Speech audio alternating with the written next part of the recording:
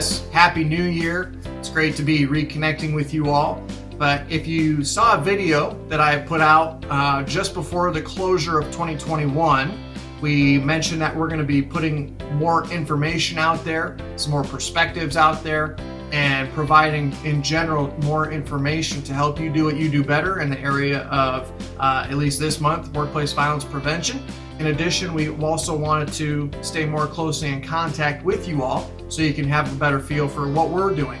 For the month of January, we wanted to begin by sharing some information about threat management. Behavioral threat assessment and threat management is so important nowadays. If you look around, we're certainly experiencing arguably some of the highest stress, and we're noticing it in increased violence and various threats that are being made across our society. And so a threat management team is one of those mechanisms for an organization to really help prevent these things from becoming violent. A threat management team is dedicated to preventing violence within an organization. And so we want to talk about what prevailing guidance is out there to help build this team, and what does that look like. There's three primary documents that I want to talk about, and then how that relates to your program. One is the American National Standard, published by asis International, which talks about what it looks like to build a comprehensive workplace violence prevention and intervention program. You've got OSHA, that has a field instruction that they published back in 2017, which describes if there is an incident and OSHA is going to perform an inspection, what are they looking for? And then the third is actually healthcare specific, and actually significantly relevant for this month because this is when it takes effect, and that is their standards for workplace violence. All three of these documents agree on an initial principle, and that is when you're building a workplace violence prevention program, you want to have a multidisciplinary team responsible for the incident management process. What does that mean? A multidisciplinary team. So a threat management team, we want to have various stakeholders from within the organization. Generally, this is going to include security. This is going to include human resources. Legal has a significant role. Sometimes you might have public relations on the team. Sometimes you might have a facilities representative on the team, and other ad hoc members that could be relevant depending on how your organization operates. Maybe like a union representative as one example.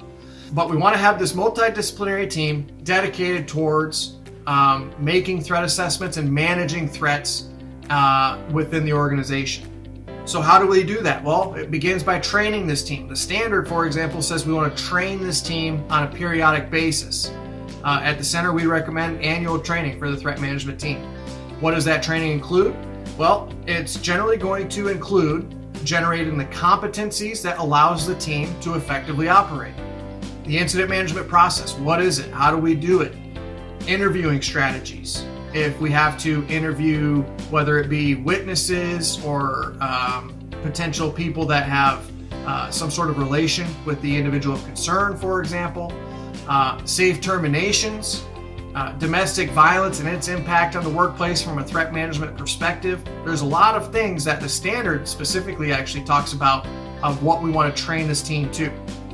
And then these documents talk about a second pivotal component for threat management within an organization, and that is having external reach for those incidents that need dedicated professionals within this space. In those instances where added assistance is needed to help maybe make a formal threat assessment, help provide forensic analysis on a written threat, for example, or maybe somebody posted something on social media threatening an organization or a person. They have this capability and proven experience in that space to be able to help your team through that process. But those are the two primary things we really want to do. We want to establish a multidisciplinary team, train that team, and then have that external reach to be able to work through incidents when they occur and have that external reach as it's needed. So my colleagues are going to be sharing more throughout the month. We invite you to join us. We hope you do. And of course, in February, be looking for invites, whether on LinkedIn or our newsletter, for example. We're going to be doing a webinar in the beginning of February to talk about many of these things at greater length. Thanks for joining. And we look forward to talking with you more.